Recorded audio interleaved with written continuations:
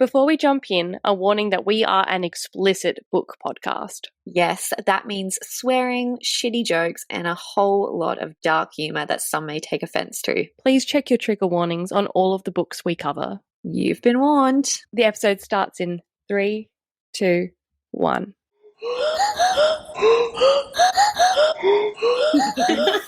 A book and a bear.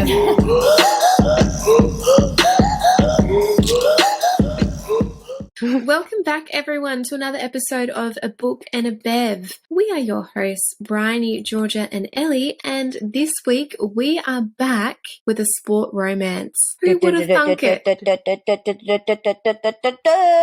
This is Icebreaker by Hannah Grace, and when I say this book is so addictive, you picture ice hockey and it's not that sexy until you read this book. Amazing. It's Absolutely. brilliant. It's all over the TikTok at the moment, as the youth say. You said that. I was All going to say, over as the youth say. TikTok. Well, I am an elder millennial, so I need to, get back to my roots. Anyway, what are we drinking tonight, ladies? Well, we've actually been sitting here gas bagging for I don't even know how long, about our awful, awful days. So point one, just prepare yourselves for that. But I am drinking a giant icy Jack Daniels and Coke. I was going to try and do a slushie, but I can't cope with anything today, and I needed to not make difficult decisions. So here we are. We support your choices. Well, I am drinking a variety of things. Well, not just drinking, I'm ingesting and I'm sniffing. I'm drinking water.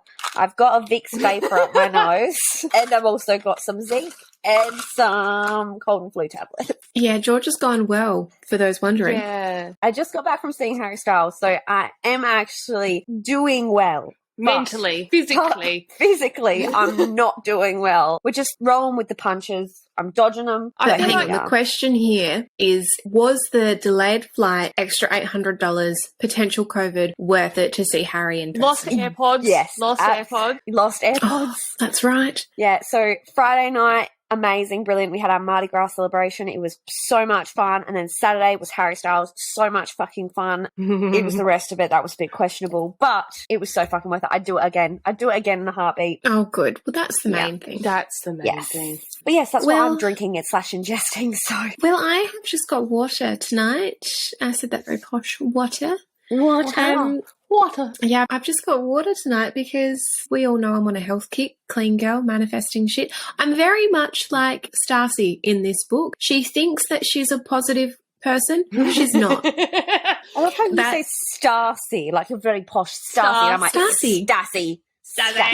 No, okay, again, I will reference Vanderpump Rules again. Okay, so listeners, please be on the same page with me with Vanderpump Rules right now. Okay, the Scandoval, we are all aware of Tom Sandoval and Ariana Madix, right? We all know this story. I've been trying to catch the girls up because they're not on the same page, but that's fine. We don't hold that against them. We all know Stacy, do we not? Stacy Schroeder. I feel like Ellie is in fact actually holding us against us, Georgia. I am. I will be calling her Stacy because that is the way it is meant to be. If you call it Stacy, you have to say it like this, Stacy. No. Stacy. I listened to the bloody audio book as well, and that's how it said it. So don't blame me. Blame Hannah Grace. That aside, what did we think of the book? Oh my God. Why was this book so good? It was just such a joy to read.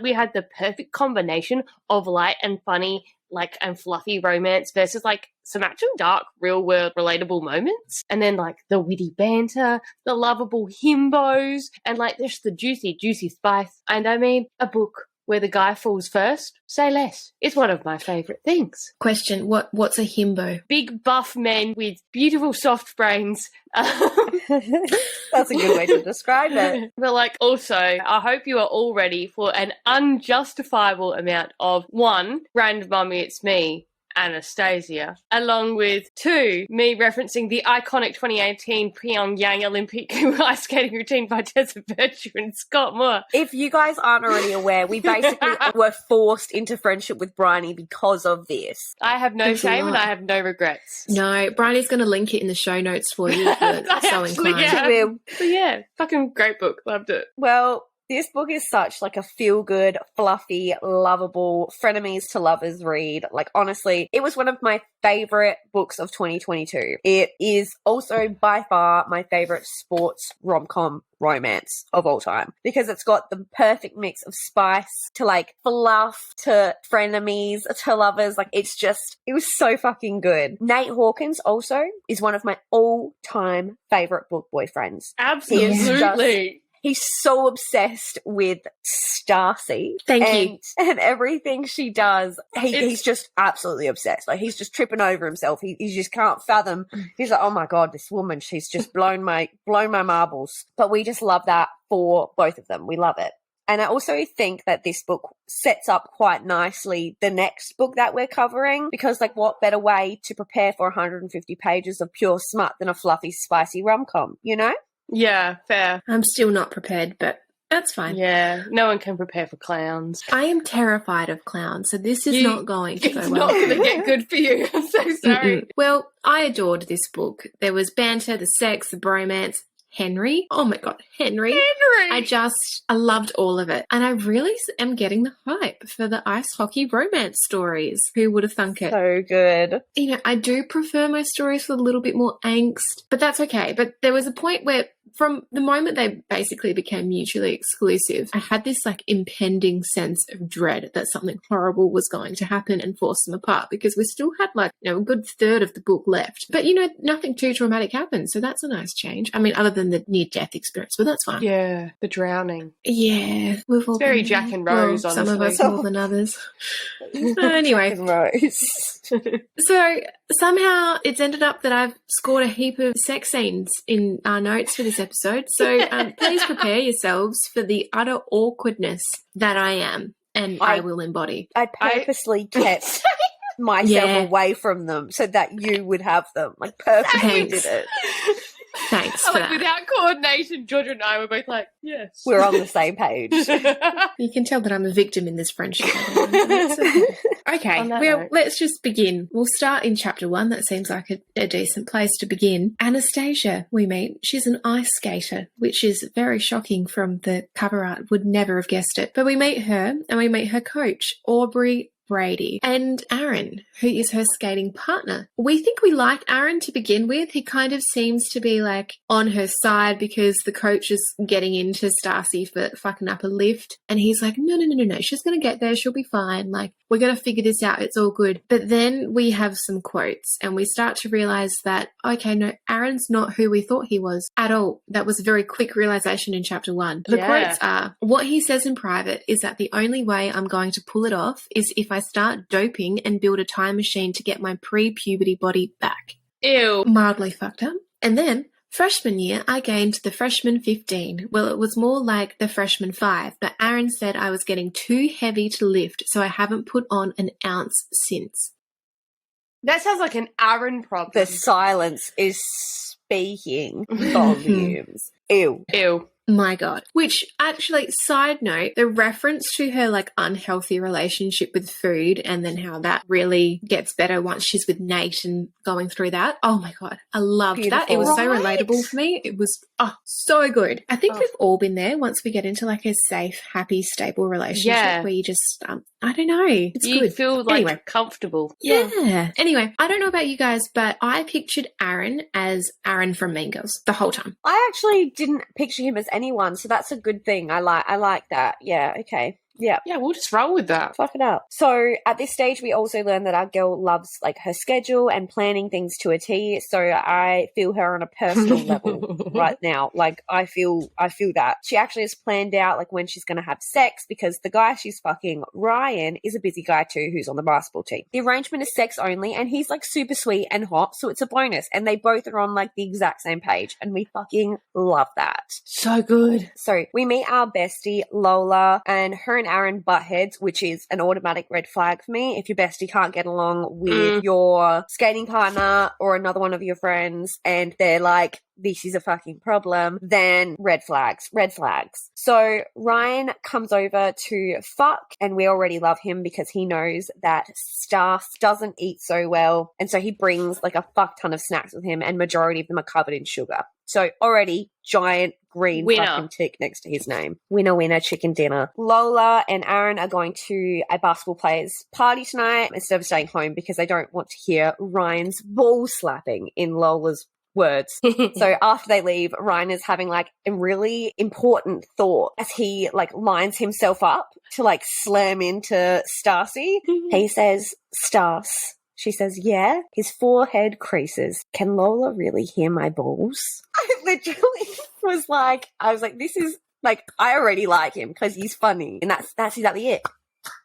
Mm-hmm. Oh, yeah, there it is. Okay, well, we're then in the next chapter and we're in the point of view of our male main character, aka Nate Hawkins. And he is basically waking up in bed with a hockey groupie. Her name is Kitty, and he is like, for fuck's sake, why did I do this? He goes downstairs and we meet JJ, Henry, and Robbie, which, like, Robbie is Nathan's best friend. And Robbie is like, oh my God, you little slut. And our boy's like, yes, I know. Like, I'm aware I fucked up. And Henry is just like, he's got no filter and we love him. He's a little bit like us. We and love by that, him. I mean on the spectrum and Yes. no filter. 1000% on the Yeah. spectrum. I was gonna say. My man. Our boy Nate is the captain of the hockey team, and we basically just find out that apparently one of the boys, not one of our favourites obviously, has done a stupid prank and it's basically ruined the ice skating rink. So now the coach is furious, the dean is furious, and the dean is basically taking it out on all of the student athletes. Which seems like that's a bit mean, but okay, I get it, I guess. Not really. I guess, like, in my brain, I picture, like, American college to be so fucking extreme that, like, for us in Australia, it's like, what the fuck? But I bet you they're constantly just fucking shit up in America, that the teachers and, like, the staffing are just like, I hate my fucking life. I hate you. I hate the system that means I'm underfunded. Yeah. I'm just trying to keep you kids off the street. Literally. Pretty much. I'd love to give a comparison for our American listeners. When I say I went to college in Australia is a very different thing to America. So we attend university, we go to uni. Yeah. But if you're from the country and you're moving to a city to study, you live in a residential college and you board there throughout the year. So I lived in one of those colleges. So it's like a giant frat house, essentially. You each have your own room, but shit gets fucked up. There's like competing houses. Each house has like their own party every year. And the aim of the game is to get as shit-faced as possible at every single event. And we do have intercollegiate sport where we do different events, but yeah, it's not as competitive as college sport in America. No, we have like a round robin type event for football, and we have a spirit committee for those of us that are not sport inclined but like to drink and make pretty signs. So that's where I found myself. Oh my God, I can picture Ellie now. It was a good time. My college, our favourite sport, the only sport we won out, were boat races, which is a sculling competition where we all had to line up in a row and you go one after another sculling beer. And we were very good at that, so quite proud. Look, my comparison is my uni experience, and I did a visual arts degree. And surprisingly, the visual arts group didn't do a pub crawl. Everyone else did, like the law and the nursing pub crawls, huge events. And I was like, we're artists. We get drunk almost daily at this stage. Why are we not doing a pub crawl? So I tried to do one. And our first shirts were literally tie-dye, that we had the tie-dye class make, because we had a tie-dye class. And then we had the Vincent van Gogh pub crawl, which had Wake Me Up Before You Go, spelled like Vincent van Gogh, and it had a picture of him with sunnies on it. I wish that I could say I had a fun experience in uni, but I didn't. I could not cope under the pressure of doing exams. When I spoke with my lecturer about it, they were basically like, hey, it's just too bad. So then I left, and here I am, none the wiser. Rock me like a hurricane. Rock me like a hurricane, indeed. As they say. And I think I got drunk maybe once because I was very, very strict back then, because I was like, I want to be a psychologist. And then I realized that it wasn't for me. And then from that point onwards, I decided to get drunk every weekend, and I have been doing that ever since. Okay, moving on from that. We're in the next chapter back with Stacy, and Look, she's kind of like me when I lose control of a situation, just absolutely, utterly stressed. If every single thing is not within my control, it may as well not happen, in my opinion. Absolutely. So, and essentially, this big meeting about like the debacle with the ice rink, not on her agenda today. It was unplanned. Chaos ensues. So Ryan ends up finding her in the line to get into the awards room where they're about to have this big speech moment. And he gives her a kiss on the forehead. And he's like, babes, it's fine. Let's just revisit your motivational quotes that you post every morning online. And they've just got really good banter. And at this point, I'm realizing I am not cut out for a casual hookup style relationship at all. Absolutely. They can't have seen anyone else before you, Ellie. That's the whole thing. Imagine if they were seeing someone else at the same time. Yeah, look, but you are definitely Starcy. Like, I can imagine you being like a motivational quote girl and then you just actually rip someone a new one at the same time. Yes. I can see it. I try and be positive and optimistic. I start my day like that. And then by the end of the day, I've just had too much human interaction to actually remain positive. Slowly seeps out of my soul. But Humanity that's okay. sucks. It does indeed. Well, then Ryan's offering Starcy snacks. So again, like, he can do no wrong at this point. Love He him. fucks her well. He feeds her well. He's sweet. Like, why aren't we in a relationship with him at this point in time? Also, basketball player immediately reminds me of Nathan Scott from One Tree Hill. So say no more. I'm sold. Anyway, she's saying no to the snacks because she can't gain weight. Because remember, Aaron can't lift her because he's a little bitch. We get this moment from Ryan. As someone who throws you around quite a lot, I feel like I'm qualified to say this. If that jackass isn't able to cope if your weight fluctuates a few pounds, which is perfectly normal, by the way, he shouldn't be your partner. And it's Say like, it louder, snaps to Ryan, for people in the back. Exactly right. So good. But again, the dynamic of their casual hookup relationship stresses me the fuck out. I could simply not do that. In fact, you're not built for it, and that's fine. Imagine if the next book that Hannah Grace does is about Ryan finally getting with Olivia. Oh my God, yes. Although I'm intrigued for Lola and Robbie's story because I want smut wheelchair play. I want wheelchair inclusive smart. Mm-hmm. Yes, wheelchair inclusive smart. So, I wonder if she's love actually given more Henry. information. And I also wonder if she's got like an ARC sign up for it. Yeah, how do we get that? 'Cause Ooh. this was crack. This was like the best. It's called Wildfire. Look, Is it Henry about doesn't firemen? seem much Because- like a wildfire person. If it's about firemen, then I am in. It's Oh, about yeah. Muffin, which is Russ. Oh, Russ.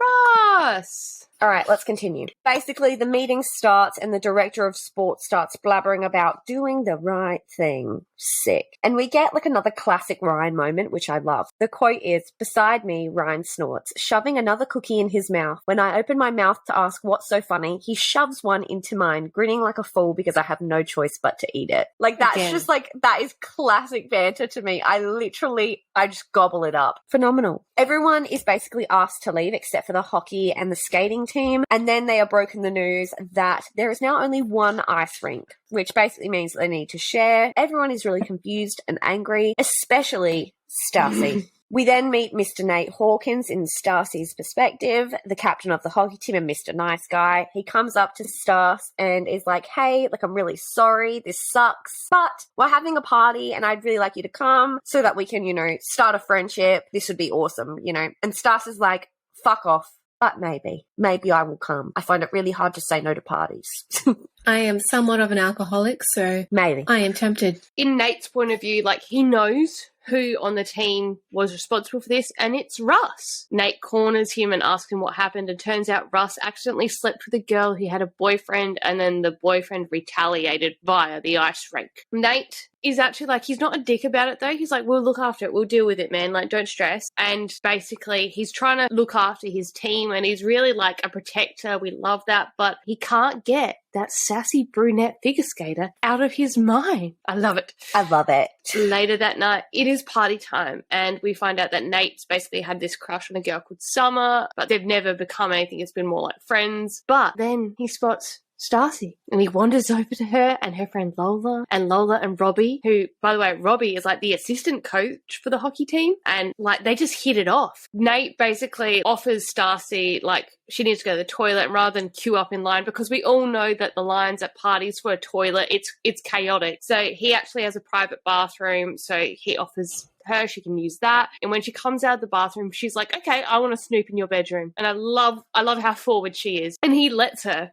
And while she's looking, they like banter and it's adorable. And then we get this quote, which is, she scoffs and heads across the room, sitting on my bed. I want to follow her like a little puppy, but I force myself to stay put. I literally love it. He's already like, love this obsessed. They go back downstairs and Nate sees Aaron at the bottom of the stairs looking pissed because he is a piece of shit human that we hate. Anastasia is like, dude, what's wrong? And Aaron's like, wow, collecting all like the sports boys like Pokemon, are we? Which, ew, ick, we don't do with slut shaming here. Aaron lets slip that it was one of the guys from the hockey team who fucked up the rink, and Stacy's like, cool, sick, Nate, so you lied to me. Love that for me. We also learn at this moment that our guy Nate is a therapy king, and he goes to speak with his therapist who tells him that communication is king, and we love that. But our girl still isn't having it, and she's like, stay the fuck out of my way, Hawkins. Which, as soon as I start getting nicknames, I'm like, I love it. Yeah, you're calling each other by your surnames. Phenomenal. Also, therapy? So Ryan is also at the party, and he's at the party with a girl named Olivia, and we truly learn at this point that their relationship is just fucking, because she just doesn't blink an eye. She's like, hey, what's up, Ryan? What's up, Olivia? And then just continues on. I love, like, literally in her mind, she's like, God, they would be such a good couple. I would, like, love to see where this goes. And I'm like, Ellie could never. I know. Anyway, the next day, Stas is working at an ice skating rink as a teacher, and she's got a break, and Ryan comes to visit, and we get this moment where Stacy's like, I've got another class at 1 p.m. Can you eat all that in 30 minutes? And Ryan's like, I can achieve a lot in 30 minutes, Anastasia. You should know this by now. Ooh. I love the dirty innuendo. Love it. I love it. But in this moment, we also find out that Ryan really likes Nate, and Stas is like, I don't give a fuck what you think. Honestly, at this point, I don't like him. So now we're jumping 3 weeks forward, and we've now learnt that Nathan's daddy is a cunt, which is a pretty well-running theme in a lot of our books thus far. Almost like men fail. Yeah, it's such a surprising, shocking twist of events. But do you know what is surprising? The fact that Nathan has turned out the way he has, despite cunty dad. His dead mother had a lot to do with him as a child, so good on you. Oh, dear God. Does she have a name? I don't believe she's named in this book. I don't think so. I don't recall. I do not recall. Well, then she'll be known as Dead Mum. Yep, that's fair. That tracks. So he's got a cunt dad, a dead mum, and a little sister who's 16, which 16, I feel like you're just kind of getting out of like the terrible teenage years. They start becoming a little bit more of a human again. So yeah, the poor little 16-year-old, she's stuck living with the cunty dad and is 1,000 miles away, which seems like a very, very long way away. And yeah, so if we haven't made it clear yet, Nathan and Stacy are in Los Angeles, which seems like a very weird place for ice hockey and figure skating to occur, but I have no idea how sports or America works. Yeah. I have no answers. No. America is like absolutely unknown to me. From my understanding, LA is kind of like California in general. Their consistent weather is like our spring. So like barely ever rains. Like you, at most, you might need a light jacket in the winter. Oh, it's so not really, actually really good weather for hedging. Sorry, as in like garden hedges? Yeah. Right. They thrive in the spring weather. So hedging, okay. Fucking garden, Jesus Christ. Yeah, if anyone needed to know, hedging is great in the California area. Right, so we're hedging, things are fine. We are currently planning Robbie's birthday. So Nate's organising like this surprise, like Las Vegas themed night, which is like, oh my God, he is such a good friend as well. What a like good friend. This man. So Robbie, he kind of knows that something's happening. He's like, I want you to plan me a surprise party, but make it a surprise. But to my surprise party, can you invite Lola? And yeah, looks Nate's fair. like, sure, no worries. So he ends up speaking to Stacy at the rink to invite her and Lola to come to the party. And she's like, look, I'm not sure if I will go because I kind of fucking hate you because you lied to me, but it's all good because our girl rallies and she attends like any good soldier does. So everyone's paying Nate out because they all know that Stacy just fucking hates him. And Henry is like, oh, you don't even need to worry about it, Nate, because she's got a boyfriend. She's with that Ryan guy from the basketball team. And Nate's like, great. No worries. That's fine. Cool. I wasn't developing feelings for the incredibly attractive figure skater. That's fine. I'm not at all perturbed by this fact. He is me, actually. Nate is me. Nate is like, I'm a cool girl. I actually really like being negged, but that's fine. Anyway, we're at the party, and of course, our most despised character, Aaron, shows up and appears like a bad rash and says to Nate that Stacy is going to lead him along just like Ryan and that he can't wait to see it, and he's just like a little cunty cunt. Ew. We've got like this little bit of dialogue here where Aaron says, the truth hurts, buddy, and Nate says, I'm not your fucking buddy. And if you talk about her like that again, you're going to be picking your teeth up from that rink. Ooh, smash. Please say more threatening things. Yes, absolutely. Defend her honor. So basically, in the next chapter, it's after the party, and the coaches make the skating team and the hockey team do like a team bonding speed dating exercise. And it's actually really, really adorable, and I fucking loved it. Her first date is with JJ, and JJ knows like his own sun, moon, and rising situation. It was just like, oh my God, that was a secure man who was into his astrology.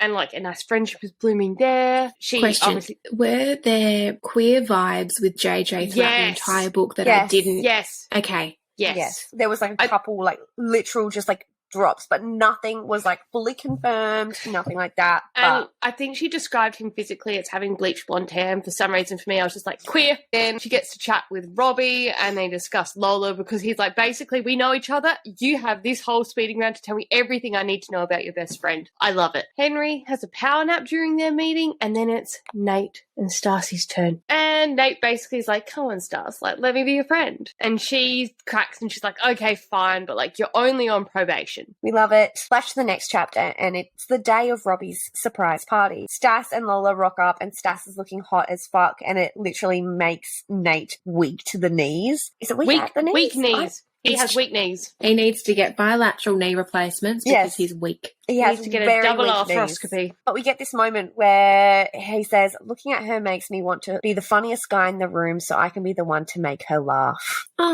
Oh my God, screaming. So they end up chatting, and she beats him at poker a bunch, and she goes to use the bathroom again, but Nate again lets her use his private one, so she doesn't have to wait in the lines. And we get this moment where she's going to leave the bedroom, and Nate is asking for forgiveness. He's like, I can tell that things still aren't right. Like, come on, like, what am I going to have to do? And then we get this fucking exchange. Just hold on to your bonnets, people. So Nate says, that isn't a yes. Do I need to get on my knees and beg you, Anastasia? Is that what you want? Anastasia says, the only time I ever want to see a grown man on his knees in front of me, Nate, is when his face is between my legs. So no, I don't want you to beg me. Nate says, you don't hate me like you pretend you do you? If you want me on my knees, Anastasia, we can make that happen. Ask me nicely. Let me show you how much I like it when you're nice. Anastasia said, why would I do that when I don't like you? And Nate says, you don't have to like me to scream my name, Anastasia. Oh my God. This is a lot. I am so happy that, one, she's so confident enough to be like, I don't on your need a knees. man. Yeah, you'd be eating me out. That's and it. then he is like, I'm actually super secure and I would love nothing more. The whole exchange was just like them together, like their banter back and forth, like the way they mold. It's just like, so good. They are equally matched. It is so good. So good. And we haven't really read a smut book where the woman is equally matched to the man, other than Poppy and Father Bell. But like, it's usually like she needs a little bit of coaxing and oil and whatnot. But not here. Stacy's like, babe, you get on your knees, you'll be eating me out. So, welcome to Ellie's awkward retelling of sexual escapades. Yes. We're kissing, and it's hot and it is passionate. And he gets to his knees in front of her and asks if she's sure. And she's like, let me draw you a map to my G-spot, mate. But he's like, I don't joke about consent, Anastasia. And it's like, okay. Smash. Oh, smash. So she says yes to the whole question of consent, and he hooks her leg up around his back and then sucks and licks that clit like it's an ice block on a hot summer's day. Yes. Oh. Yes.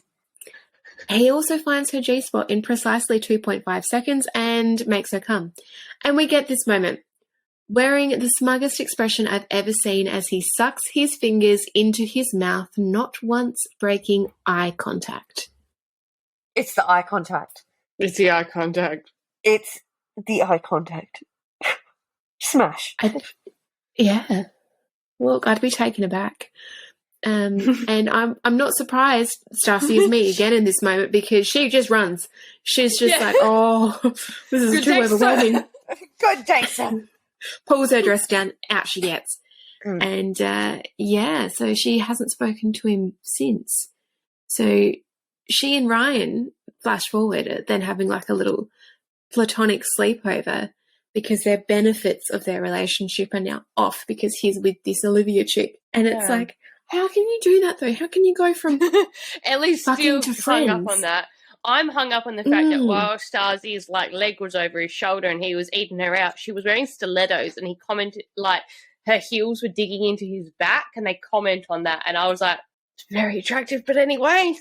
He's also got a lot of strength because he's like holding her up with his mouth. He's supporting her fully, which just... The thought of him like just... She's just fully sitting on his face and he is like suffocating, but he's still just doing it.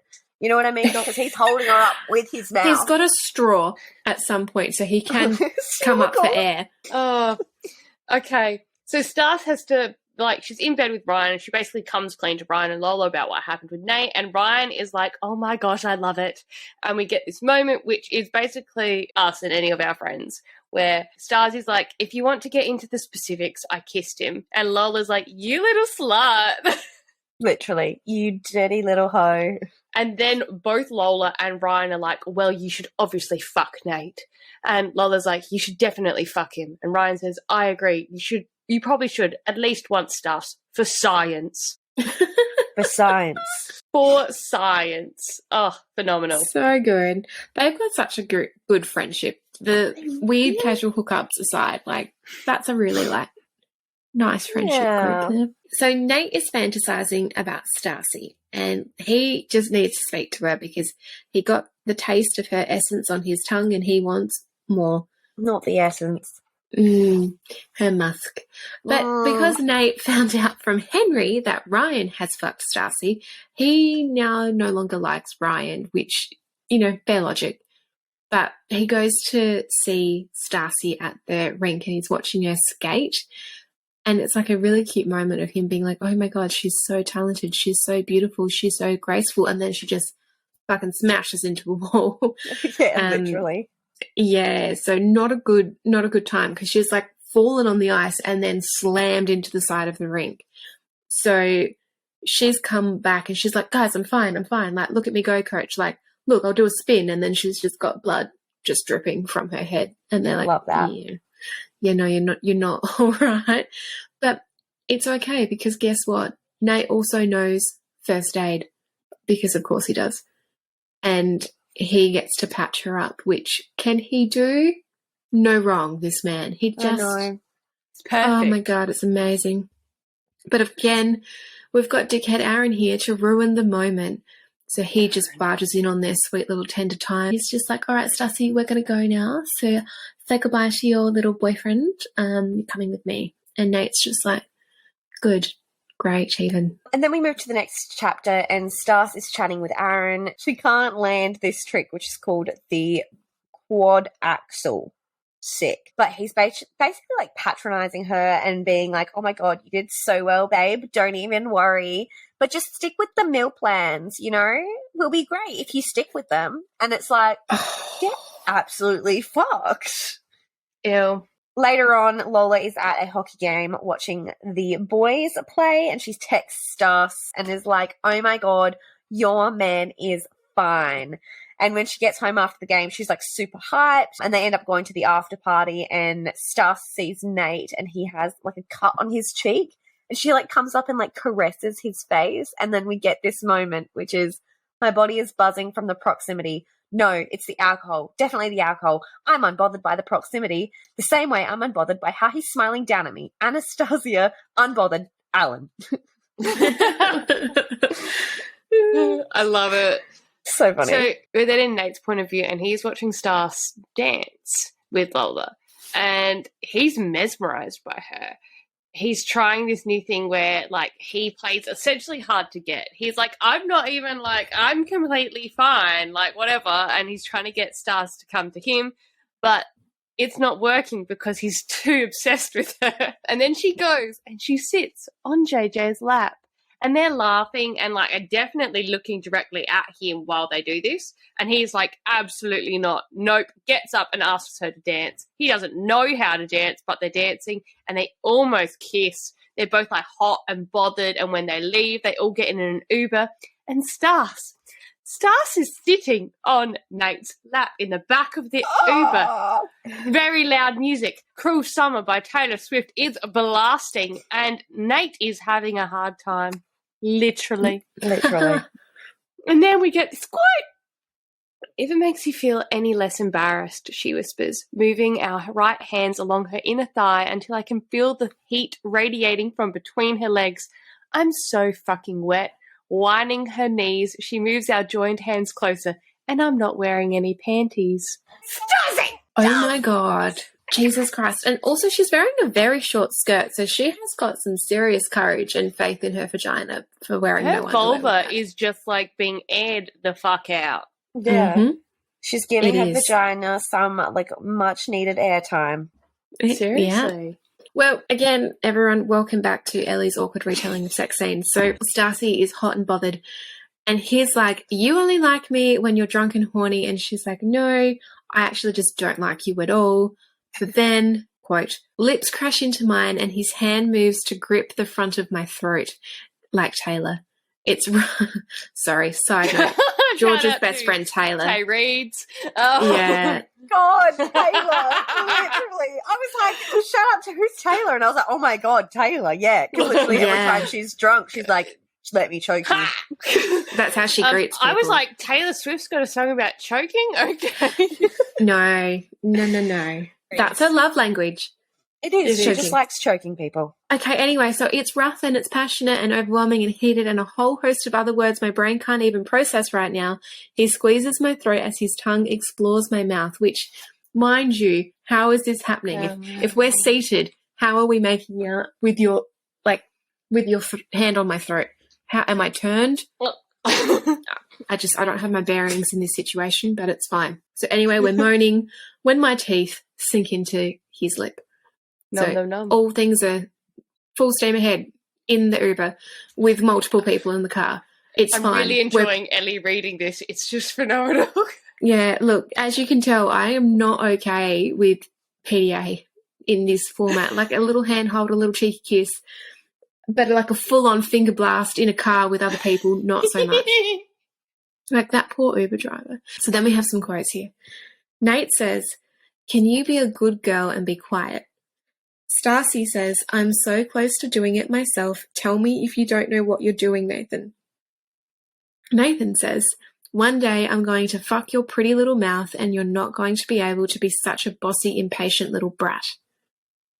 Oh my God, feral. Yeah. I'm in a state of distress. But yeah, like the poor friends, though, in the front seat are just like looking anywhere but the back. They're just like, fuck them. Fuck them. So, fuck them. Real friends would be like, it's been a long time coming. We have another quote. You're going to come for me. Come all over my fingers, Anastasia. Show me what it's going to feel like when I've got my dick buried inside of you. It's very uncomfortable. It's so good. I'd be so awkward. If I was told that, I'd be like, silent. I would be like, absolutely, I will do anything you tell me. I think I'd get performance anxiety and I'd be like, I'm not used to this much attention on my orgasm. Actually, year 12 drama Georgia would come in and she would be like, I am a good little slut. I'm sorry, she's what's a naughty girl. Year 12 judges? No, anyway. Like year 12 drama, and she is the main character. She is the performer. She will fit into any role, anywhere. She's Scarlett Johansson. She's a tree.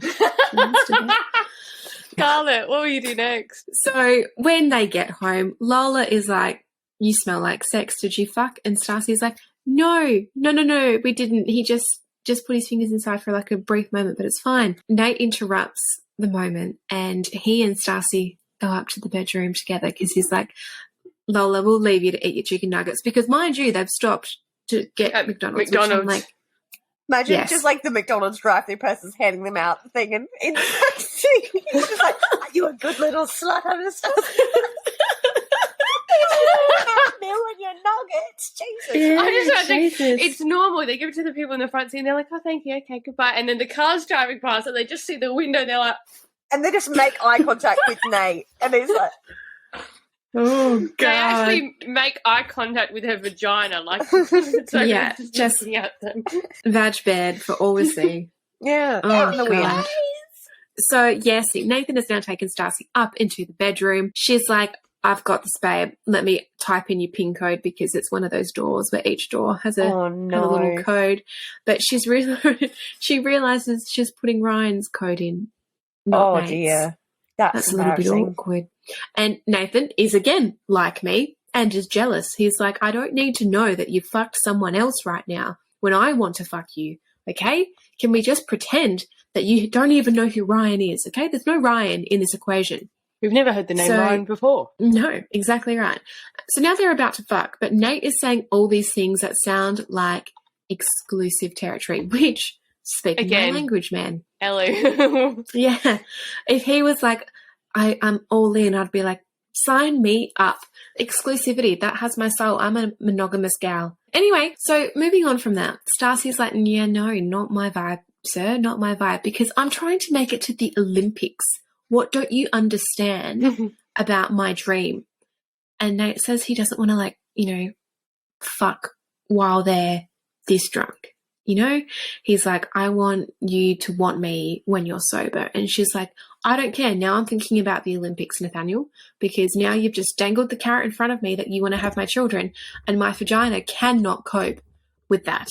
Okay? Specifically, when I'm thinking about Olympics, I'm thinking about the 2018 PyeongChang Winter Olympics and the gold medal free dance routine by Tessa and Scott Moore to the Moulin Rouge soundtrack. Oh, my God. Oh, my God. I'm surprised she hasn't made us watch it yet. She hasn't shared her screen and forced us to watch it. It's coming. It's early days. It is a brilliant routine, and it did pop off. But how many times will we get that reference within this book? Let's wait and see. Let's wait and see. We should make it a drinking game. Oh, my God. Oh, okay. Anyway. Right. So as much as Stacy does want to fuck him in the moment, she just doesn't want to be his girlfriend. And Nate's like, well, I really do want to fuck you, but we're both way too drunk, and I do want you to be my girlfriend. He kind of just says, no, not tonight. And she then feels rejected. And so then when he falls asleep, she skedaddles on out of there. So in the morning, Nate is freaking out and basically beating himself up over the fact that he turned her down. So he's trying to get a hold of her, but he's trying to, like, find her number. Turns out she saved her number in his phone as Uber Slut. And I love that. So good. So he goes downstairs and Lola's like, you're an idiot. She is in Henry's room. So he runs up the stairs because he's like, oh, my God, Henry, please don't fuck her before I can. And he finds Henry on the floor on a blow-up mattress, and Stacy is in his bed. He is just my favourite. He is just a beautiful little golden retriever boy, and I am obsessed with him. I would die for But he's Henry. like a golden retriever with an attitude. He is. Yeah. Yes. And I love it, actually. Yeah, like, it's my favourite. He's beautiful. Anyway, Stacy's like, you can withdraw consent at any time, but Nate is like, no, that's not what it was. And he explains that he was just jealous, and Stacy's like, dude, I just wanted to ride your dick. I don't want commitment. Remember, Olympics, vagina, all of the things. And he says that she can ride his dick any time. Which, fuck yeah. I love the offer, but I also really, really love the consent element of the story. Like, it's brought up multiple times, it's rehashed, and it shows how sexy consent can actually be. Exactly. And not only from the male perspective, but from the female perspective as well. Yeah. Like, I love how they're both on the same page. Like, and that is 100% true, but it's just not spoken about enough that men can also withdraw consent. Everyone has in their mind that men are some sex crazy people, but some men might just not be feeling it sometimes, and they are able to withdraw consent. Consent is sexy. It's so good, and I loved the way it was handled in this story. I just thought it was a really good, like, just Well done, Hannah. Yeah. It wasn't in there just for being like to tick a box of like, and we've addressed consent. No. And I really loved how, you know, she was drunk and he was just like, this can't happen. I'm feeling a little bit, you know, triggered because I'm a little bit jealous. You're drunk. It's just not a good vibe. I don't want this to be our first time. I actually really liked that because I can understand how in some circumstances, if you're not, you know, both, like, yeah, you might both be like, sick, this is great. But like, if the vibe isn't 100% there, if someone's maybe a little bit angry, things can turn not very nice, even if they're the nicest of people. So I feel like everyone romanticizes hate sex, and like I get like in some circumstances, you know, dark romance, whatever, but like in the outside world, really, is that the safest option for both parties? Probably not. So yeah, does it actually translate into the real world? And that's why there's several parts of this story that translate into real world away from the page that still work. And I love that. They made the story so good for me. Yes, I agree. Agreed. Totally. But anyway, over the next few days, Nate is basically back on Stacy's shit list. He runs into her before and after trainings at the ice rink, and they briefly chat, but it's clear that they're both super interested, but like they're trying to be like, you know, no commitment. We are only going to fuck occasionally. And, you know, she's still playing hard to get like, you're on probation, babe. Like, you know, she basically tells him that she's going out one night after practice, and now he's like on a mission to find out where she's going. And we get these text exchanges, which are so fucking funny. Uber Slut says, tell you what, Hawkins, you find me before midnight and you can finally fuck this pretty little mouth of mine.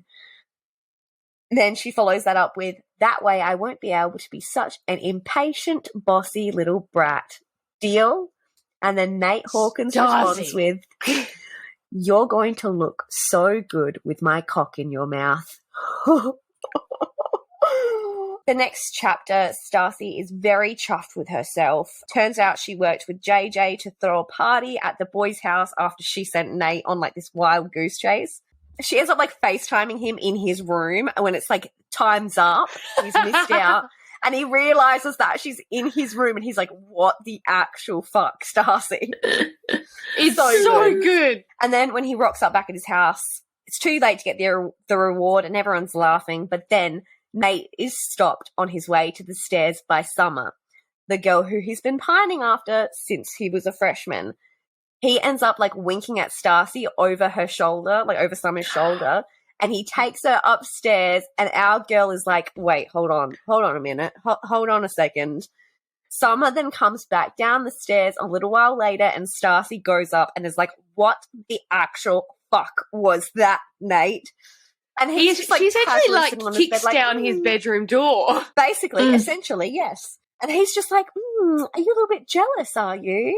And our girl basically is like, I'll show you jealous. So she gets on her knees and takes our man into her mouth. We get this moment. Glug, glug. Stick your tongue out, baby.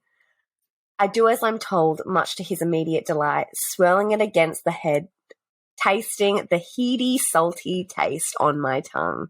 That's a good girl. I love it. Call me a good girl. Pat me on the head. I don't give a fuck at this point. Yeah, no, I'm not sticking out my tongue. I'm not licking your dick. I'm like, if I must, I will. I'm blocking block your nose as... Don't look at me. Just, it's not a sexy experience. You're wearing a sombrero to cover so that he can't see your head. Just a visor. Tennis visor. New marketing ploy. We do a Book and Bev collection of visors, and they're for when you do blowjobs. Yes, like no one can look at your like ugly blowjob face. Oh my god, I've got a BJVs. quote on the top. Oh my god, BJVs! Fuck it up. So she swallows all of his children, and then she's like, okay.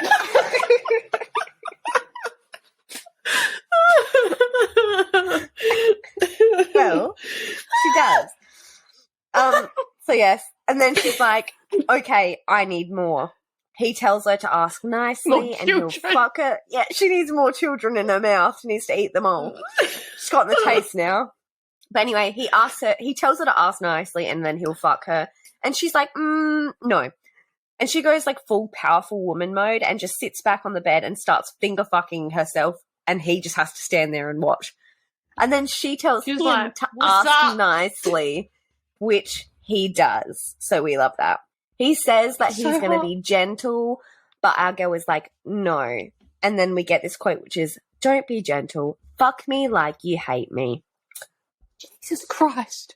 I love it. Nate is like, I'm sorry, what? I can't do that. But instead, what if I counter offer with, I'm going to fuck you like this tight little pussy is mine. You'll take it like a good girl, won't you? They fuck. And like, oh my God, it is everything. He makes her come twice. And also in this moment, she does like the splits while riding him and like bounces on him. Yeah, that's The a lot. core strength, the thigh, like, just logistically, it's a lot. Yeah. And I'm proud of then her. they're switching to doggy, and keeping in mind all of the positions that they are just throwing out there right now. What is everyone's favourite sex position? I've got mine at the moment. So lying on the side, sucky 3000 on the front. He's coming in from behind. In the anus behind, or like Not in the anus. Just okay. essentially doggy on the side. Yeah. Okay. Yes. I'm with you now. I'm just logistically figuring that one out. Yeah. I'm a classic gal. Surprising, I know. We're all shocked. I quite like your standard missionary with like a little pillow underneath there. That's quite nice. Ooh, pillow under the hips. That's a hack. That is a hack. But I don't mind going on top. I get a little bit tired after some time, though. I kind of get to a point where I'm like, okay, and you finish your place. You just do the rest of it because you know how to get us both there. We know what the end goal You've got a job to here do, sir. is. Okay, so I love doggy. Doggy's always been my favourite because I like not only to be, maybe TMI. Go on. Georgia is a control freak outside of the bedroom. So inside of the bedroom, she needs to be told what to do. I am a big, treat me like the dirty street rat I am. Yes. Classic. Yeah. So doggy, but along with that, like it's almost like doggy, but like one leg is kind of straight and then you're kind of like one leg is hooked over and then they're like basically straddling your leg that's flat and then fucking you, but your leg's flung over. I really love that as well. But doggy's really good if your hair is getting pulled and you're up against their chest and you're also being choked. Yeah. Oh, dear. So Nate and Stas, they both come. It's brilliant. That's exciting for them. What's also brilliant is the fact that afterwards he like washes her hair, wraps her in a fluffy towel, and then dresses her in one of his tees, and they cuddle in bed. Oh my gosh. Nice. Oh, That is a that's level service. of care that I could come to get used to, quite literally. Service. Oh, that's my love language. I love it. I'm squealing. It is. Well, he's a good boy. So the next day he drops her into work and, well, she's covered in hickeys. So that's lovely. We've all had that awkward encounter, haven't we? With a hickey, and it's just like, oh. Yeah, I fucking hate hickeys. Like, I hate them so much. It's so gross. Anyway, there's just no need for it, okay? The lips are here. Look, there's 2 sets of lips that you could choose to I would enjoy. like hickeys in spots where people can't see. That would make me happy. Or like because then I know it's there. And you're like, tee. So we're trying to work out with her schedule, like when they can see each other again, because they just had mind-blowing sex and they were like, this needs to continue happening on a somewhat regular basis. So Nate essentially just won't stop and he wants to pick her up from work tonight and she's like, okay, fine, whatever. And when he does, he asks about her planner. We learn that she's adopted and that she felt like if she wasn't the best at what she did, then her parents would reject her, which is just, oh my God, that is heartbreaking. So that's like, she's got a lot of issues to do with rejection and perfectionism and all of that. And the planner sort of started out as like a therapy tool to try and control her lifestyle. And now it's just like become her and how she functions. So Nate's like, well, thank you for sharing. Like, I wasn't expecting you to actually go into detail here. So thank you for opening up and being vulnerable with me. And it's like, oh my God, we love a man who accepts and loves his woman no matter what and is like appreciative of her vulnerability. And oh my God. And he has a giant dick as well. So it's just great. He's literally hitting all the spots, including my G spot, weirdly enough, but that's fine. Yeah. So, fuck it up. Nate drops Stacy home, and dickhead Aaron is there, aka Cunty McCuntface. And you can't tell me that Aaron is not a white boy whose parents vote Republican. You can't convince me otherwise. Anyways, Aaron notices her hickeys and thinks it's Ryan, but then Lola lets slip that it's actually Nate, and so he freaks out. And Aaron is like, why do you make such horrible fucking choices? Jesus Christ, it's like you don't respect. And Lola cuts him off and is like, finish that sentence. I fucking dare you, Carlisle. Finish that sentence and see what choices I make. I love Lola. Fucking love her. Lola is just the best, and we stand Lola. This week, basically, Stacy is studying with Henry, who is now one of her, like, best friends, and it's really, really cute. And Nate asks to make some changes to Stacy's planner, but he's careful and he's, like, gentle about it, which, again, screaming again, because he's respecting her choices and her therapy development, and we love it. And she lets him. The fact that she even lets him in to access the planner, phenomenal. Big giant step for Stacy. Absolutely. But yes, we jump to the next chapter and they are sitting in the car out the front of the boys' house. Stacy's in her own head about it, and Nate's like just lets her sit silently and feel whatever she's feeling. He like doesn't interrupt her, doesn't rush her. I am obsessed with it. He asks her if she wants to play house, and she's like, what the fuck? How are you so soft? Because he's just like nothing like she expected. And Nate's like, my mum raised me right. When I like you, I like you. I'm all in or nothing. I'm an all in or nothing type of guy. And we just absolutely fall in love with him again. Like, at this point, I would be like, honestly, have all my children. I don't care. Like, honestly, love me forever. Ryan calls Stas while her and Nate are, like, snuggling in bed. And Ryan is like, whoa, wait, who are you with? And Stas just, like, holds the phone out so he can see that she's just lying on Nate like a koala. And Ryan is, like, so happy about this. And we get this moment after they hang up. And because Ryan's like, I'm glad you took the advice, Stas. And Nate's like, what advice did you take? And Anastasia's like, yeah. Ryan said that I should stop being so hard on you and give you a chance. Said you were a good guy and I should stop being stubborn. And then Nate's internal monologue is, I famously always said how much I like Ryan. I've always said he's a really good guy, a wise guy who should be listened to. I take back all the other shit I said. Anastasia said, and then he said I should fuck you for science, and Lo agreed. And then Nate's internal monologue again says, I like Anastasia's friends. They're good people. I just love I famously always said Ryan was a great guy. Yeah. Like, he is just, it's so fucking funny. But we go on and Nate is like, I'm getting you fucking chicken wings, Anastasia. Because she's like, no, like, you know, I feel like I can't, you know, I can't eat this, I can't eat that. And he's like, I'm fucking getting you the wings. You obviously want the wings. We're getting you the wings. When they arrive, Henry is listening to our Stas moan around eating the chicken wings. And he's like, dude, you sound like that when you get railed. I hear it every night. And Stas is so fucking embarrassed. And when her and Nate go back up to the room after they finished eating, she's like, okay, we need to fuck right now before Henry goes to bed.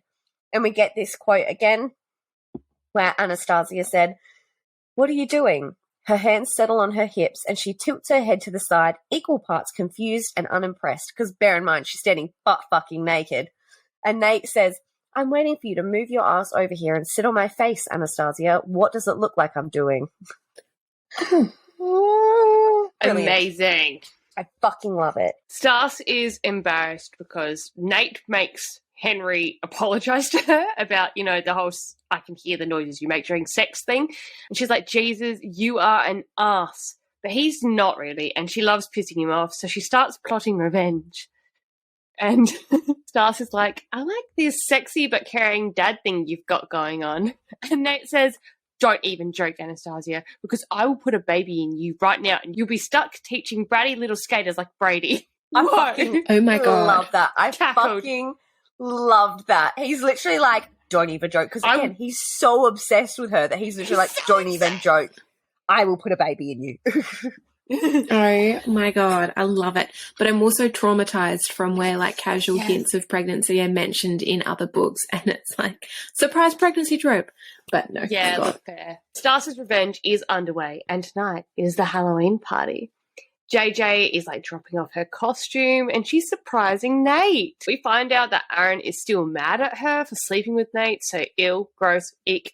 But when they arrive at the party, the boys are the cast of Despicable Me. Just oh my God. Really hammer that home. Hannah Grace was like, I am writing a rom-com, a hockey romance, if you will, and it's Halloween. What is my love interest going to dress as? Gru. Gru from Despicable Me. Honestly, that is... that is college. We would have dress ups all the time, and it wasn't a sexy dress up. It was, let's see how fucking weird we can look. And one year, all of my girlfriends dressed as Smurfs, and they painted themselves from head to toe bright blue. So this is a night that Lockie and I like first were sort of hooking up, and I convinced him to come to the bar that we were at sober. Like, he's not in college, he's older than us, and he rocks up and I'm dressed as Thelma from the Flintstones. And so I've walked up to him in my skanky little dress and my bone necklace, and then all of these Smurfs have appeared behind me. And they're like, hi, Lockie, we've heard so much about you. And one of them is just shit-faced drunk, and she's like, you smell really good, because he had on the same cologne that her boyfriend, like, it was just a time. And he's like, oh my God, there are so many of you. So many Smurfs right now. I love this. I love it so much. But importantly, as much as we love the Despicable Me costumes, Stas has dressed up as JJ for Halloween. Oh my God. She's got like thigh-high boots on, JJ's jersey, and a belt to like cinch it in. So Nate sees Stas in JJ's jersey and is like, actually, that is a hard pass for me. And he takes her to like a private bathroom and is obviously pierced but horny. And Stas is like, absolutely about this. And he asks her, how much do you like being able to walk straight? And she says, never been a fan. And he says, good. I fucking proceeds to love it. Yeah, literally. He like proceeds to rip the jersey off and she's in like a sexy cheerleader outfit underneath. Love that for her. He's not like happy that she was dressed as JJ, but he's enjoying rough sex. They both are. And as they are just pounding away, tounding, if you will. Yeah. He's literally got her essentially folded up as well. So he's like lifted her legs, she's pinned against the wall. She's like a garden chair that's been packed away. And the quote we get is, such a tight little pussy, Anastasia. All for me. He pants against my mouth. You think you can get under my skin? Do you think I don't see the little game you're playing? It's my cock you come all over. Even when you want to put another guy's name on your back, it's my name, you fucking scream. Smash. That is the hottest thing I've ever fucking heard. Oh my God. I need to take this note and, like, if I'm getting railed from behind, actually stick it on, like, a note. Just be like, please on the back read of my head. loud. It's actually a script. So they, after post-fuck, and they're all happy and glowy and looking fantastic, they go back out to the rest of the party and Lo and Aaron walk in, and Aaron is injured. Stas is like, oh my God, what happened? And all Aaron says is, ask your boyfriend. No. Our boyfriend would never.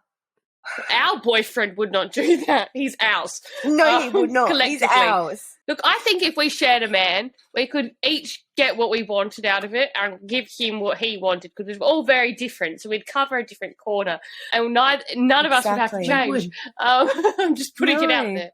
But he couldn't sleep with any of you if he was also with Yeah, true. Okay? Also fair. What if we shared Henry Cavill? I claim from the hips down. We're not cutting up his body. Well, I am. I was saying we'd be then sister you don't wives. get to share. You don't get to share. Me and Briony will share. Yeah, that's fine. You like, guys can have torso up and I'll just have waist down. That's fine. No, you get none. We're not cutting them up. Sister wives. That's the whole point. Yeah, I know, but you guys just can't fuck him, okay? Just mentally. No, I Wouldn't it need to fuck Henry Cavill. Okay, so while he's fucking you, though, he has to look directly in my eyes so he thinks it's me. Nate, he's not in a good way because of said injury, lying incident. So he's got a migraine. And I don't know if anyone else has had a migraine, but they fucking suck. It's not a headache. No siree. I used to get them really, really, really bad as a kid. It really frustrates me when people have been like, oh, I've just got such a terrible migraine. I'm like, if you had a migraine, you wouldn't be staring at that computer screen right now. Anastasia doesn't really know who to believe at this point. Aaron says it's Nate. Nate says he's never done anything like that. It's just a whole shambles. But my reasoning would be like, okay, well, which one of them do you get the best out of? Believe him. That's just my mentality going forward because everyone lies. So my version of working out the truth is what version of truth suits your narrative the what best. benefits me in the long run? Nate is trying to speak with Stacy, but she says that she needs space, which is like the opposite for me. When some big drama happens, I need to feel as though no one is angry at me at any point in time. Yeah. So the boys end up getting called in by the coach to discuss what's happened, and obviously Aaron has blamed the hockey team, and Nate ends up taking the fall. Nate's like,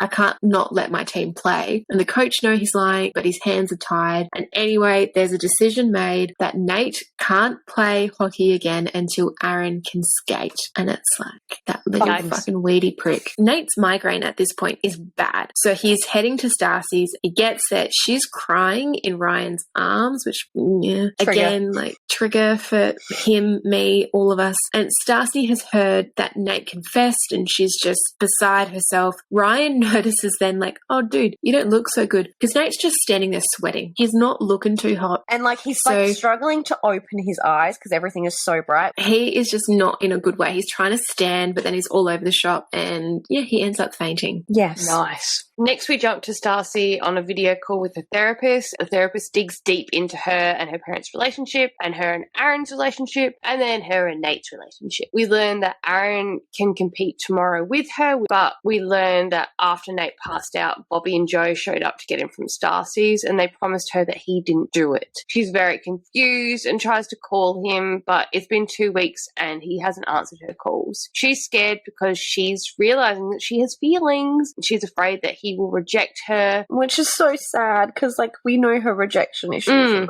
Next chapter, we're in Nate's point of view, and he's been moping around for 2 weeks. He's basically too scared to call Stacy, but now he's basically got the call to come in and play at their upcoming hockey game. After the game, they find out that Aaron's wrist actually gave way as they were competing and he dropped her. So he's back off the team, but he doesn't even give a fuck about that though. He's worried about Stacy. He like rushes to her apartment and Lola like catches him before he runs into Stacy's room and is like, if you make her cry, Nathan, I swear your dick will live in a jar in my room and I'll make it my life's mission to ensure you are never happy again. I love Lola. She is like top tier friend. We love her. So he goes into Stacy's room. She looks terrible. He feels responsible. It's a whole mess. We get this moment where he's like, Stacy, can I hug you? You really look like you need one. And I've missed you a lot. Oh, it's beautiful. So she cries. He holds her. But they did end up qualifying, which is good. But she's confused and really doesn't know how to feel. She's a little bit all over the shop. She ends up kissing him. It's slow and deep and asks him to play house.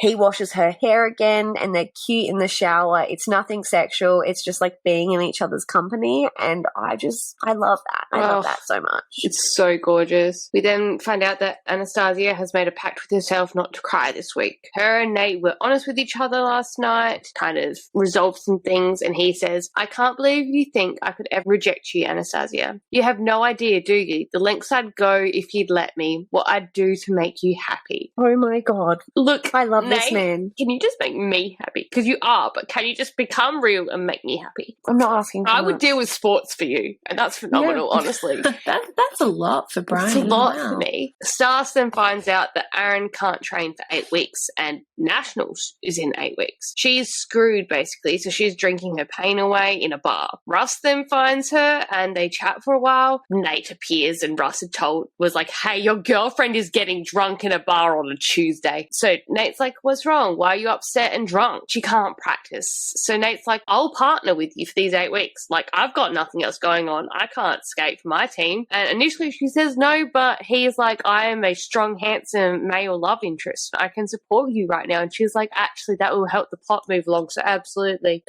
Nate and Stas agree to no funny business while he's training with her. No hanky-panky. No tonsil tango. That's a very silly agreement in my opinion, but... It is. Yeah. We disagree strongly, but that's fine. He's obviously in Struggle Central as well. They're buying him leggings, and Nate is like a full puppy dog with her. I'm obsessed.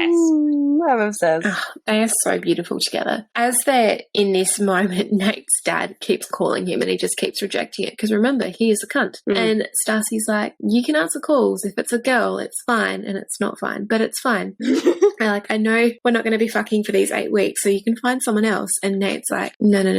My penis is for your vagina. We're going to be spending so much time together, Anastasia. I'm about to cock-block you at every opportunity. You can do what you want, obviously, but good luck trying to fuck someone that's not me. I love it. I love it. So they end up getting food, and Nate starts looking at her meal plan that was made by Aaron. And essentially, it's lettuce and rabbit food. Ew. Lettuce is rabbit's food. That's it. And Nate studies nutrition, so he's like, you are massively under-eating. And if she needs an introduction to a carbohydrate-friendly diet, I am your girl. I am Absolutely. the queen of pasta, of rice, of bread. Just bread. the three. They're my 3 favourite foods. That's my food triangle pyramid thing that they teach you in school. Yep. So Stacy doesn't believe him, but Nate convinces her to let him write her a meal plan. Because she's like, no, I've known you for 10 minutes. You've got a massive penis, but I'm not letting you dictate what I eat. And he's like, that's fine. Like, how about we give it to your coach and we let her decide? And you are, in fact, not a rabbit. Shocking twist of events. No, Shocking twist we of may events. be fucking like rabbits.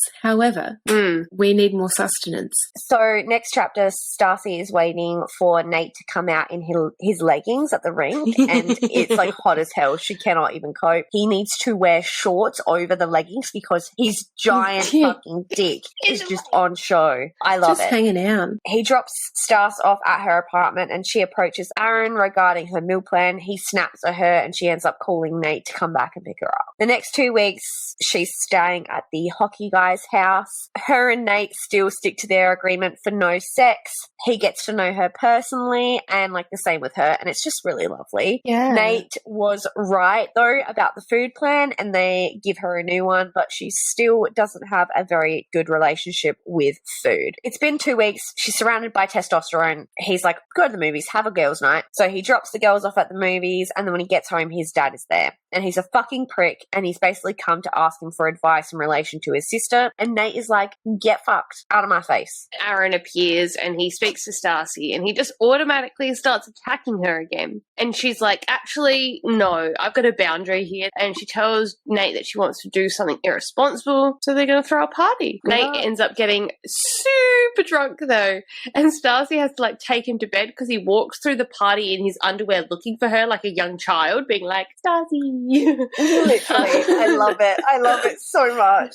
So this is literally God. the encounter I had on the weekend trying to get Sam in the house when I picked him up from a buck show. I used to go to college with a guy who we'd all get back and we'd be having, just wind down drinks in the rec room, and he would come out just butt naked every single time. He'd just emerge from his room just naked, and he'd just be singing, having the time of his life. We get another good moment with the consent conversation in this book. Drunk Nate is like, wanna do the no pants dance with me?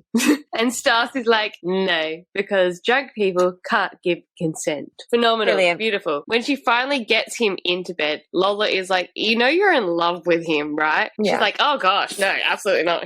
So Stacy then offers to make breakfast the next day because she knows that the boys will destroy him for his escapades last night. They ask her a bunch of different questions. The questions where it's like, would you still love me if I were a worm kind of I love vibe. those. It's amazing. And well, she agrees. She's like, yeah, I'd still like him if he was a shark. And she basically says yes each time. And JJ's like, well, sounds like you're in love to me. And she doesn't say anything, and she looks a little distressed. stressed, and Nate's like, interesting, because remember, we're not boyfriend and girlfriend. Very interesting. The next day, Nate takes her to the pool to work on her trust with lifting and stuff like that. But Lola packed her swimsuit for her, and we get this moment. I choke on nothing. Air, my own saliva, I don't know, but I'm struggling for oxygen. Calling what she's wearing a bikini is a massive exaggeration. I'm so fucking glad the swim team isn't here right now. I'm not sure I could punch every single guy who looked in her direction, although I'd give it a good go. I love it. She ends up feeling quite confident in the water with him lifting her. They do a few good lifts, but she's hesitant on one because her coochie has to be like right in his face. And then we get this moment, which again, I love him. You've used my face as a seat, Anastasia. I'm a big fan of your work. Arguably your biggest fan. It's so good. They end up doing a few more lifts, and then they conquer the lift where she initially fell, and she asks what she did to deserve him, and it is so fucking cute that I die. I love it. I love it so much. I'm just obsessed. So then Stacy and Lola are helping the boys decorate their house for Christmas, and it is so wholesome. Stacy is contemplating going to Seattle for Christmas, which is the home of Meredith Grey. Nate is like, well, I'm not doing much, but you can come with me if you want, because my cunty dad and my 16-year-old sister are off in St. Bart's and my mum's dead, so I'll be by myself. She wants to get him something for Christmas. He doesn't want anything in particular other than her. So they break some rules and he makes her come not once but twice. But she's still worried about the whole Christmas present situation, because he's like, all I want is you. And then he gets her, and then she's still just like, I need something else for you. We have a beautiful quote from him though, which is, I only want you, Anastasia. Nothing you can buy me is better than the past 4 weeks with you. Give me more of that and I'll be happy. He can't do anything wrong for me. He's just so perfect. They start fucking again, and she tells him to go in there. Bear, not Bear Grylls. Not Bear Grylls. He's not going into the bear and sitting in it like that Leonardo DiCaprio movie. Not Revenant. No. Revenant. And that was a horse, wasn't it? Jesus Christ. He is going in without a condom. And at this point, I'm a little bit scared that she's going to get knocked up before nationals. And I was like, please, no. I'm happy with the epilogue. I'm okay with that situation. Actually. That's great. So then we get this moment which makes me feral, which is, look at you taking it like a good fucking girl. That's my favourite line. This is like that thing where if you understand what STFUATDLAGG is, just shut the fuck up and take that dick like a good girl. I thought you were trying to spell something in a different language then. I was like, where that was have the thing we on gone? TikTok recently where it was like, book talk girls know what this thing means is, and I was like in the lunchroom being like, shut the fuck up. What is that?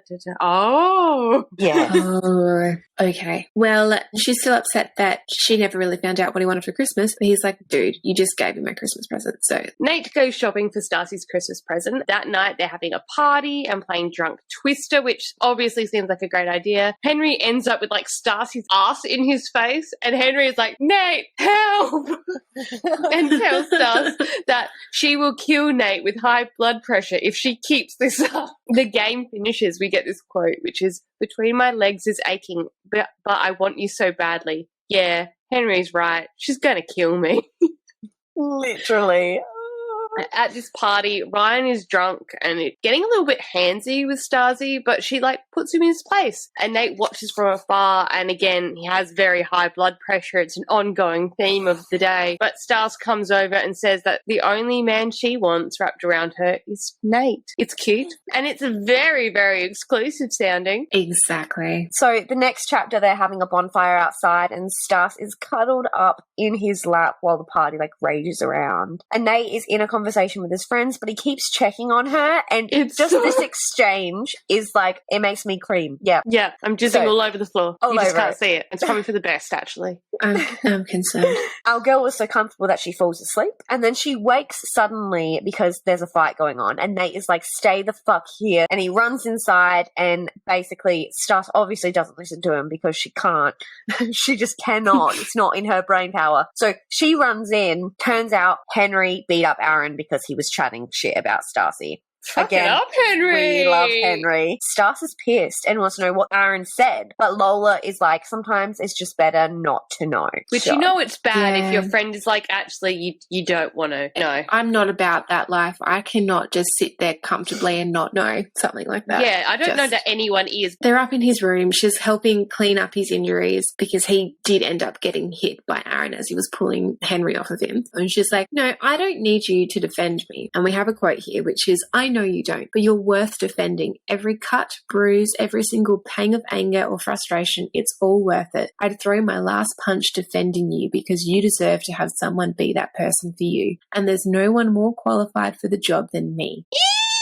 Oh my God. They end up fucking. It's brilliant. They become official after this as well, which is like, this is when the impending sense of doom sits in for me. We're too happy right now. We've got like a third of the book left. What is going to happen? Henry is then in a room with Stars and Nate the next morning. He really doesn't want to tell them what Aaron said, but Stars is like, no, I need to know. Again, she is us. Aaron has been talking shit about her for weeks. He has said the following items. Point 1, that Ryan ghosted her because she's a jersey chaser. Point 2, that she's a slut whose parents are so broke that she clings to guys that will go pro so she can use their money. 3, that she is going to trap Nate with a baby and that she sucks at skating. And then finally, last night at the party, he had said that Stars was using them for a place to live, just like she had done with Aaron, and that Nate was deluded if he thought that Stars would actually like him because Stars is a fake. Henry doesn't even want to say the next bit, but he does. And the quote we get is, he said, no one will ever be able to love you because how could they when your own parents couldn't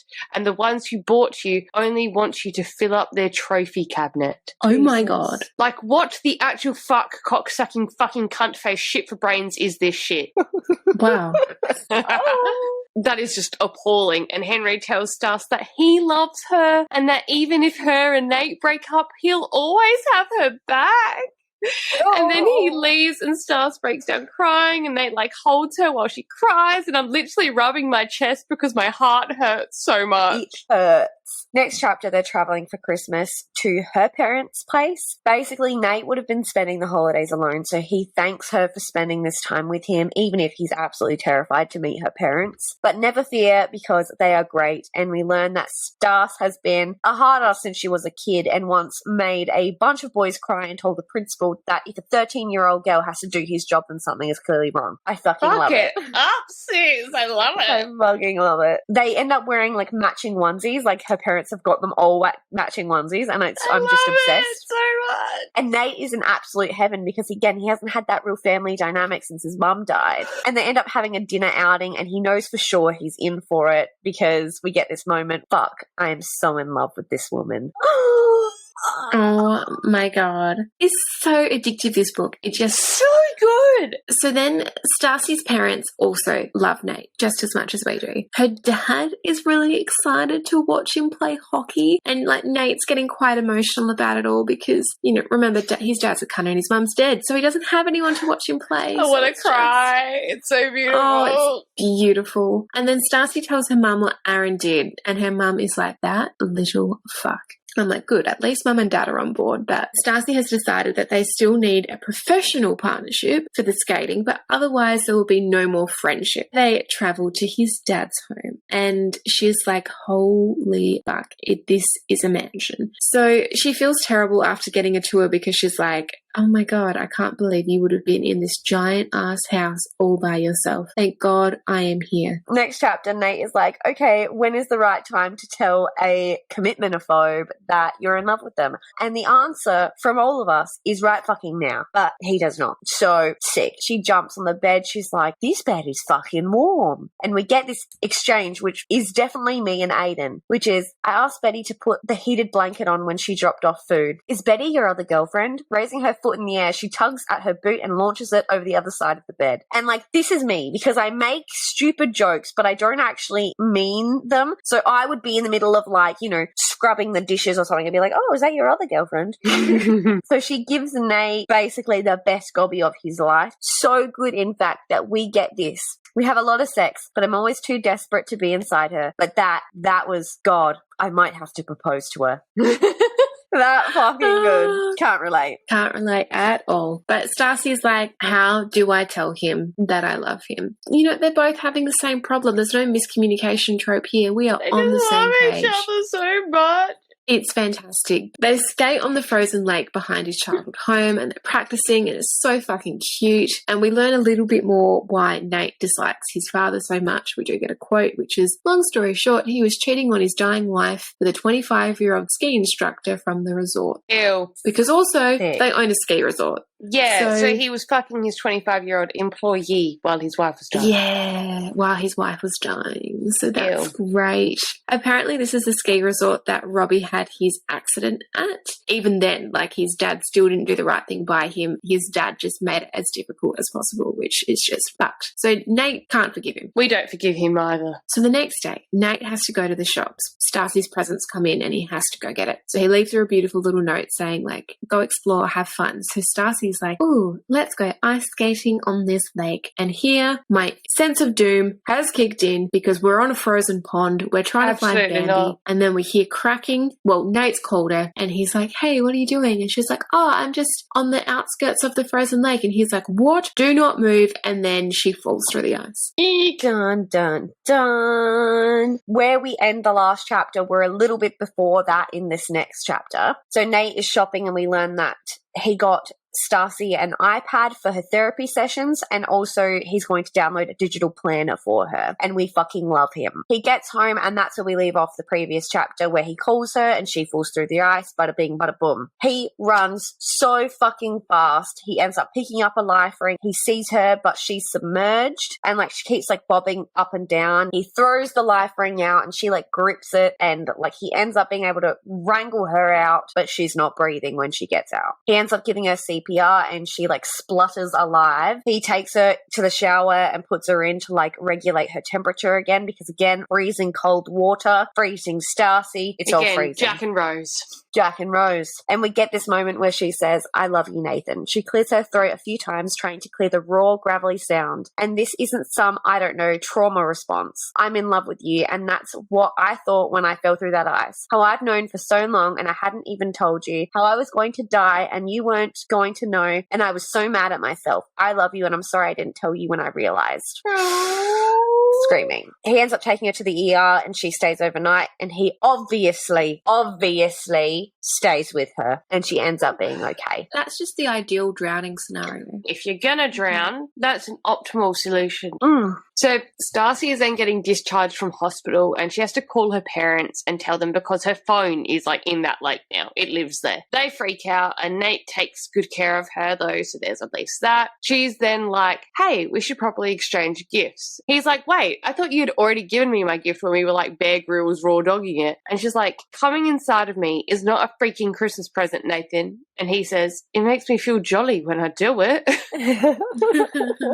Nate gets her the pajamas and she gets him the zebra and leopard print leggings. They go back and forth presents and she actually loves the iPad that he got her. His last present, like she's wearing, it's a Titans jersey with his name on the back. And he's like, okay, sweet. Time to fuck. So we come in unexpected with this chapter. This is the quote. I'm lying naked on the kitchen island and my hands are tied above my head with a Christmas present ribbon. To be totally honest, I'm not sure how I ended up in this position. My girlfriend is a creative visionary, she claims. So when she told me to drop my boxes and lie on the counter, I did it with zero hesitation. What can I say? I am a weak man. I love him. I would die for him. Yes. So she's covering him in whipped cream when his sister barges in the door and is like, Grandmummy, it's me. You're Anastasia. Oh my God, the embarrassment. Nate's sister Sasha doesn't really care. But she's like, dude, Dad's also here, so you may want to put some pants on. When they come back downstairs, their dad has gone. Daz and Sasha are like talking while they get ready, and they basically become besties.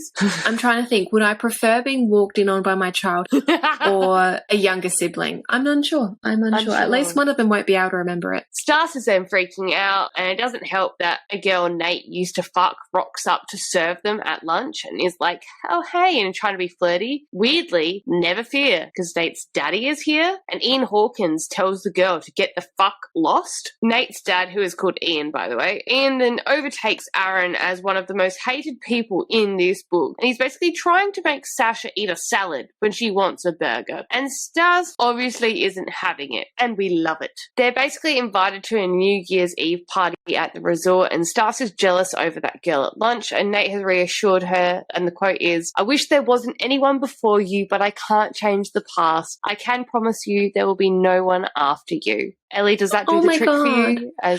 Yeah, look, it helps. It really does help. So long as the past is never mentioned again, I think I can live with that. They then make love. I love the description, and it's just, we're obsessed. Love is pouring out of him. Every touch soft and caring, every look and motion specifically designed for me, for us. And when he sinks into me, making me rise beneath him, he whispers how much he loves me into my ear, how perfect I am for him, how he's the lucky one. Oh my God, this man! He's just unrealistic expectations here. Yeah, honestly fair. So Nate then leaves Stacy to go pack their suitcase and goes to see his dad. And his dad actually likes her. So we have a quote, which is, "She reminds me of your mum when I first met her. Bold, beautiful, not afraid of anything. She called your grandfather a pig-headed misogynist once, you know." He smiles, and for the first time in so long, it feels genuine. To his face as well, I almost choked on my drink. I was mortified. And then when we argued about it, she challenged me to prove he wasn't a pig-headed misogynist. And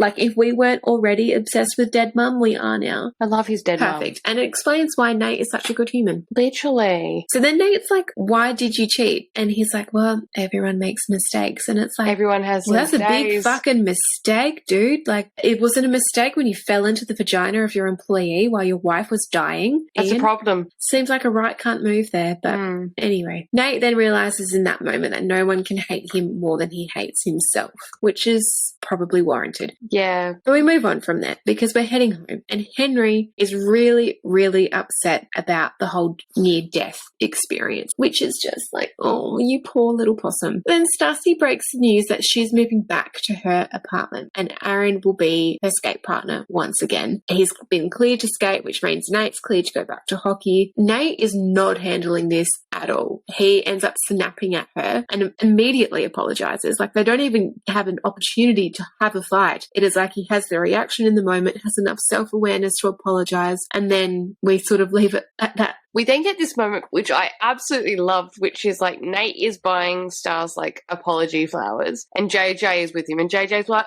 well, no one has ever bought me flowers, so Nate buys JJ flowers. I love it so much. So cute. Stas then basically goes to see Henry, and Henry was just like so scared for Stas, and like, we love their bond. Stas says to him, "You know I love you, right? That there isn't one single thing that I hate about you." And Henry says, "I know you do, and that's why I worry about you. I've never had what we have before. I don't want to lose it." Henry!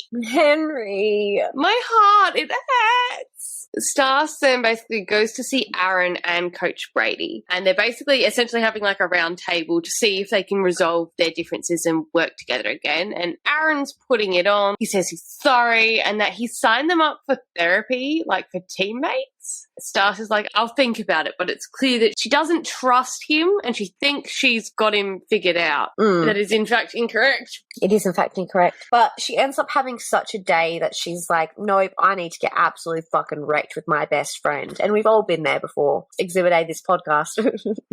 Yeah. Stas wakes up in bed with Lola and Robbie, hungover as all hell. Nate tells Stas about their night, and we get this moment. "You ate 20 chicken nuggets in about 4 minutes. It was like you were having an eating competition, but you were the only contestant. I've never been more in love with you." I love it. I love that so much. Stas tells him about what happened with Aaron. He doesn't trust him, obviously, but it's not Stas and Nate the issue, so they're basically trying to just like keep it, you know, separate, if that makes sense. Nate's back playing hockey, and Stas is watching one of his games, and her dad texted him saying that he was at like a pub or something watching the game and wished Nate luck. And Nate doesn't even know what to say because he's never had that parental support before, and I'm not okay. okay. Nate wins the game and speaks to Stas after about her therapy with Aaron. The doctor that they're seeing for therapy basically thinks that she should move back in with Aaron, and Nate ends up snapping again. He thinks that Aaron is manipulating her, and he thinks that Aaron's going to hurt her again. Stas isn't having it and basically puts him in his place. We all agree with Nathan in this moment. Yeah. Yes. Look, we're all like, Nate is right, but okay, Stas, you do you, boo, in your own We time. support women's rights and wrongs. Yeah, women's rights, women's wrongs. Stacy and Lola decide that they're both going to move out of the hockey house and back in with Aaron. And yeah, it's just later that day, she's back skating with Aaron and he's huffing and puffing about her weight when he has to lift her. She's had a gutful of this and she's like, well, maybe you just need to lift heavier weights. Yeah, maybe you need to work out more. Exactly right. We then flip back to Nate's POV and he's just moping around the house. You would have thought that they'd broken up, but no, he's just really sad that she's moved out. And then JJ ends up ripping into him and tells him that he's being selfish and not understanding that Stacy is using Aaron to reach her own dreams and he is not going to be replaced. And it's like, oh, JJ. what a good friend he is. He's like his own little therapist. I love it. So they end up going back on a date together and he tells her that he's going to stop being a selfish dick and he supports her and understands that she's doing what she needs to do to get to where she needs to be, and she obviously forgives him and we're all happy again. It's great. Yeah. We swap back to Stacy after this, and ever since Nate dropped her off, she's got this like feeling in her chest and it's called missing him. So she begs him to come back over. He's like, yeah, no worries, babe, I'll be there. But she's like waiting for him at the door. And as soon as he knocks on the door, she like pounces on him and they just snuggle and they fuck and it's brilliant. I love it so much. We love it. It's hockey game day and it's also Nationals Day. It's all very exciting. It's all happening. Nate ends up winning his game and he speaks with another guy from the opposing team about what happened regarding him not skating. Turns out the guy knows Aaron and he says that Aaron got injured initially by playing football drunk. Nate is pissed and he drives to the Nationals in like pure silence because he's just raging. And he gets there and he ends up watching the performance of Stas and Aaron. And at the end, after like the perfect performance, we get this moment. And when the applause starts, that's when Aaron takes her face in his hands and kisses her. Motherfucker. So at this stage, I was still like, for some reason in my brain, I thought he was gay but also still weirdly possessive. And then I was like, oh my God, no, it's just fuckboy. Yeah. Yeah. The next chapter, Stas can't get Aaron off her. I cannot even imagine how that would feel. And it's like televised as well. Yeah. Yeah. And so when she finally does